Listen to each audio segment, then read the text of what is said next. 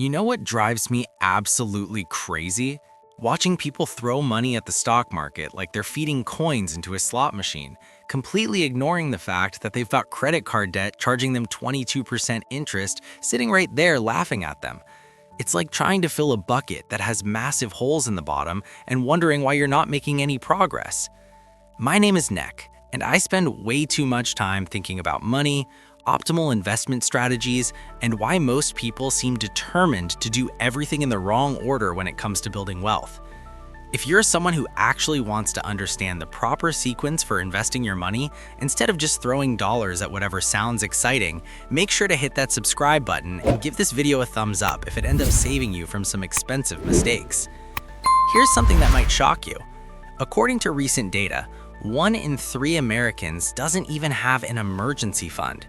The median amount that Americans have saved for emergencies is a whopping $500. That's less than most people's monthly car payment, and it's actually down from $600 just a year ago.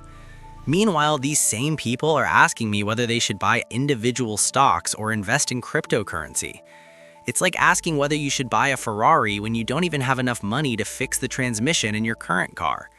The truth is, there is an optimal order for investing your money that can literally save you tens of thousands of dollars over your lifetime and dramatically accelerate your path to financial independence. But most people completely ignore this sequence because it's not as exciting as picking the next hot stock or trying to time the market. They want to skip straight to the fun stuff without doing the boring foundational work that actually matters.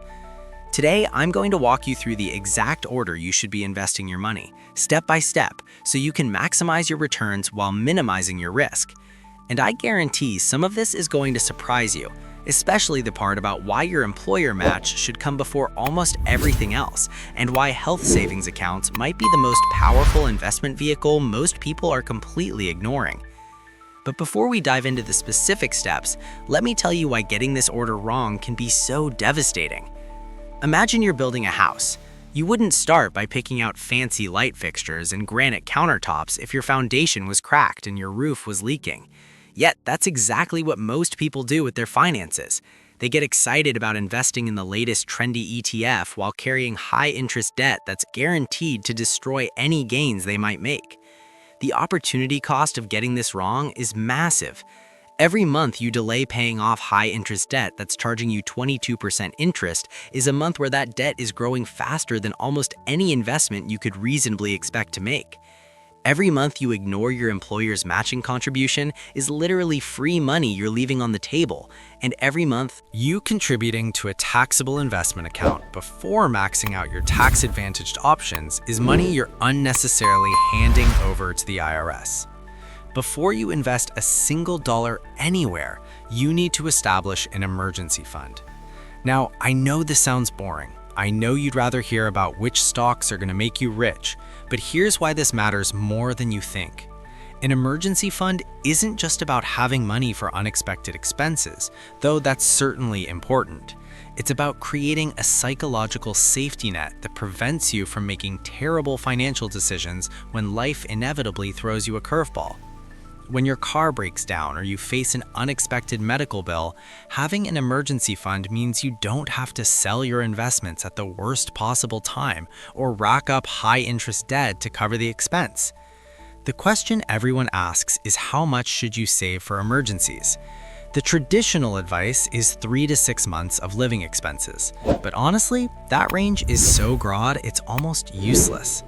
The amount you need depends on several factors. If you have a stable government job with great benefits, you might be fine with 3 months of expenses. If you're a freelancer in a volatile industry with no safety net, you might need closer to 6 months or even more. Here's what I recommend for most people. Start by saving your first $1,000 as quickly as possible. This covers most minor emergencies and gives you that psychological safety net. Then work toward 1 month of living expenses. Once you hit that milestone, keep building until you reach 3 months of expenses. This approach breaks down what can feel like an overwhelming goal into manageable chunks. But here's something interesting that most people don't realize. Recent research from Vanguard found that people with at least $2,000 in emergency savings had financial well-being scores that were 21% higher than those without any emergency fund. That was the largest boost linked to any factor they measured.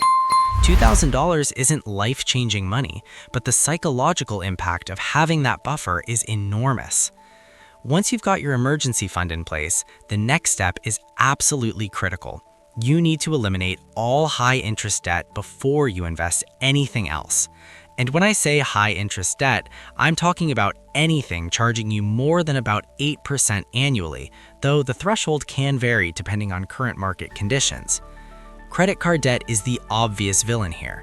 With average interest rates over 22%, credit card debt is financial cancer. It grows faster than almost any reasonable return you could expect, which means carrying credit card debt while investing is like trying to run a marathon with a backpack full of rocks. Mathematically, paying off debt with a guaranteed interest rate provides a guaranteed return equal to that interest rate, which is often higher than what you can reasonably expect from the stock market after taxes. Let me put this in perspective. If you have $5,000 in credit card debt at 22% interest and you make only minimum payments, you'll pay nearly $2,800 in interest over 5 years. That's money that could have been working for you instead of against you. Every dollar you use to pay down that debt is essentially earning you a guaranteed 22% return, which is better than Warren Buffett's long-term average. The strategy for paying off debt efficiently is straightforward. List all your debts with their interest rates and minimum payments. Pay the minimums on everything, then throw every extra dollar at the debt with the highest interest rate. This is called the debt avalanche method, and it saves you the most money mathematically. Some people prefer the debt snowball method, where you pay off the smallest balances first for psychological motivation, but the avalanche method is more efficient. Here's where it gets interesting though. There's one major exception to the rule about paying off debt before investing, and it's so important that it actually becomes the next step in our optimal investment order. If your employer offers matching contributions to your retirement plan, you should contribute enough to get the full match even before you finish paying off high-interest debt. This might seem counterintuitive, but the math is compelling. Employer matching is essentially a guaranteed 100% return on your investment up to the match limit. Even if you're carrying credit card debt at 22%, getting a 100% immediate return usually makes sense. It's like finding money lying on the ground that your employer will double if you pick it up. Here's a typical example. Your employer might match 50 cents on the dollar up to 6% of your salary. If you earn $50,000 annually, contributing $3,000 to get the full $1,500 match represents a 50% immediate return, plus whatever your investments earn over time. No other investment opportunity can guarantee that kind of return. The key is to contribute just enough to get the full match, then redirect all your extra money back to paying off high-interest debt. Once the debt is gone, you can increase your retirement contributions. This strategy maximizes your guaranteed returns while minimizing the time you're paying high interest rates. There's one important caveat to consider with employer matching. Some companies have vesting schedules that determine how long you need to stay with the company to keep the matching funds. If you don't plan to stay at your current job for very long, make sure you understand the vesting schedule.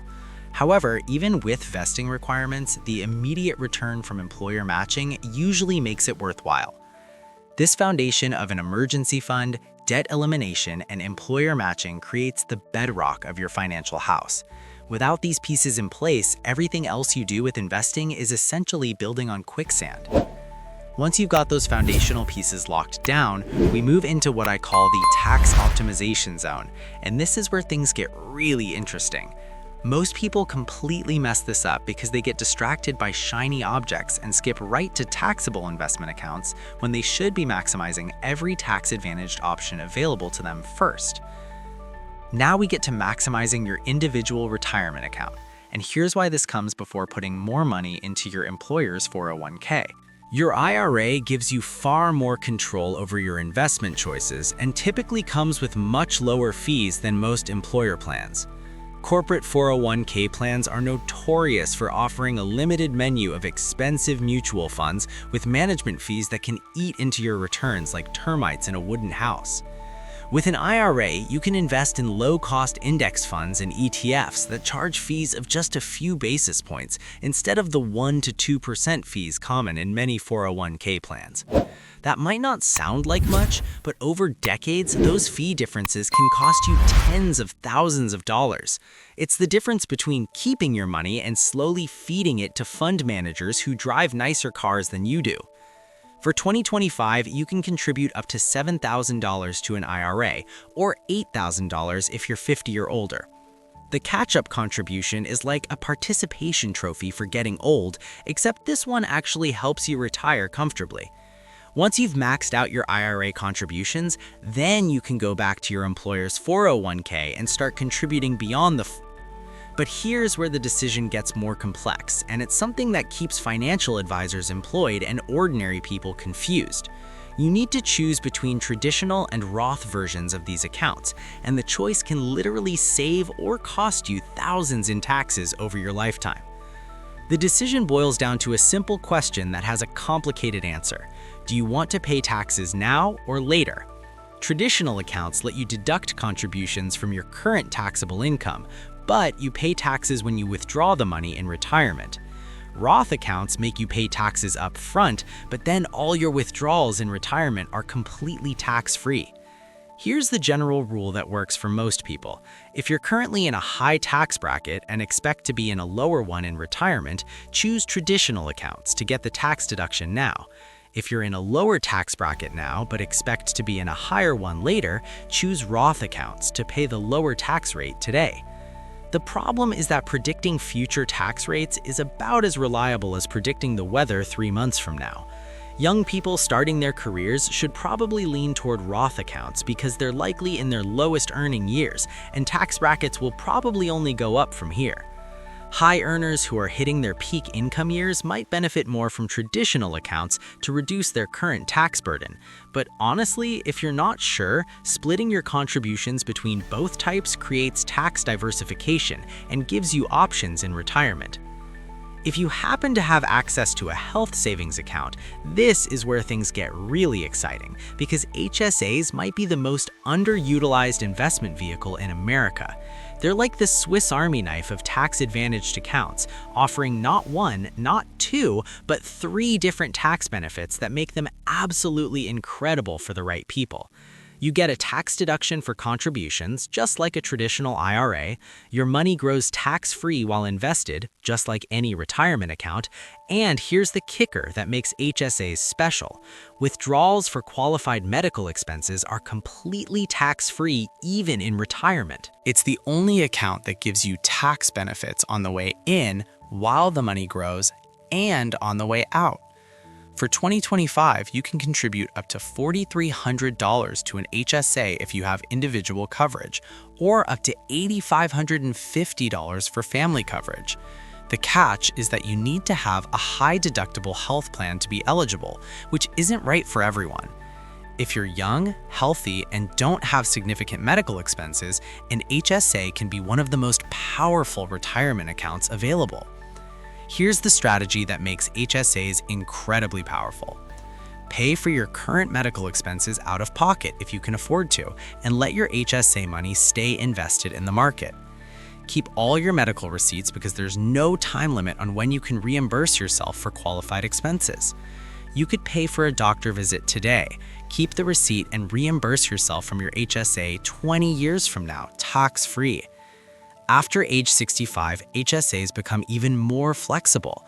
You can withdraw money for any purpose, not just medical expenses, though you'll pay income tax on non-medical withdrawals, just like a traditional IRA. But medical expenses in retirement are essentially guaranteed, so having a pile of tax-free money specifically for healthcare costs is like having a secret weapon against one of retirement's biggest financial risks. The math on HSAs can be absolutely stunning. If you max out HSA contributions for 30 years and achieve a 7% annual return, you could have over $400,000 in completely tax-free money available for medical expenses. Given that the average couple retiring today will spend over $300,000 on healthcare throughout retirement, an HSA can essentially make those costs disappear from your retirement budget. Once you've maximized your HSA contributions, you go back and max out your 401k contributions beyond the employer match. The 2025 contribution limit is $23,500 for most people, or $31,000 if you're 50 or older. At this point, you're really cooking with gas from a tax perspective. Between your IRA, HSA, and 401k, you could potentially shelter over $35,000 annually from current taxation if you're under 50, or even more if you're eligible for catch-up contributions. That's serious money that gets to compound without the IRS taking their cut every year. Here's something that might surprise you about this whole process. Most people never get past this point. The average American saves about 6% of their income, which usually isn't enough to max out even their employer match and IRA contributions, let alone everything else. But if you're one of those people who could actually work through this entire sequence, congratulations! You're already in the top 5% of savers in America, and you're setting yourself up for a retirement that most people can only dream about. The beautiful thing about following this optimal order is that each step builds on the previous ones, creating a financial foundation that gets stronger over time. Your emergency fund prevents you from derailing your progress when life happens. Eliminating high-interest debt stops you from bleeding money to interest payments. Maximizing employer matching gives you guaranteed returns. Tax-advantaged accounts let more of your compound without government interference. But we're not done yet. Once you've worked through all these tax-advantaged options, that's when we finally get to the step that most people want to start with: taxable investment accounts. There's a very specific strategy for how to approach this final step that can make the difference between building serious wealth and having a hobby that occasionally makes money. Taxable investment accounts are the wild, wild west of investing, where you can buy individual stocks, trade options, speculate on cryptocurrency, or just invest in good old index funds without any contribution limits or withdrawal restrictions. It's also where most people make their biggest mistakes, because they think having access to every investment under the sun automatically makes them smarter. Here's the thing about taxable accounts that drives me nuts. People get so excited about the flexibility and unlimited contributions that they completely forget about the tax drag. Every dividend payment gets taxed. Every time you sell an investment for a gain, the IRS wants their cut. It's like running a race while someone keeps throwing sand in your shoes. You can still finish, but it's going to be a lot harder than it needs to be. The tax efficiency of keeping money in retirement accounts versus taxable accounts can be absolutely staggering over time. Let's say you invest $10,000 annually for 30 years. In a tax-advantaged account earning 7%, you end up with about $944,000. In a taxable account with the same return, but paying taxes on dividends and capital gains along the way, you might end up with closer to $700,000. That's nearly a $250,000 difference. But here's where taxable accounts become valuable once you've maximized everything else. They offer complete flexibility. Need money for a house down payment in 5 years? No problem. Want to retire early before you can access your retirement accounts? Taxable accounts give you the bridge funding you need. Planning to leave money to your kids? Taxable accounts get a step up in basis when you die, which can eliminate capital gains taxes entirely. So there you have it. The optimal order for investing your money that most people completely ignore in the rush to get rich quick. Emergency fund, high interest debt, employer match, IRA, HSA, max out that 401k, then finally taxable accounts. Follow this sequence and you'll be building wealth while everyone else is still trying to daydream about the next Tesla. Your future self will thank you for doing the boring stuff first.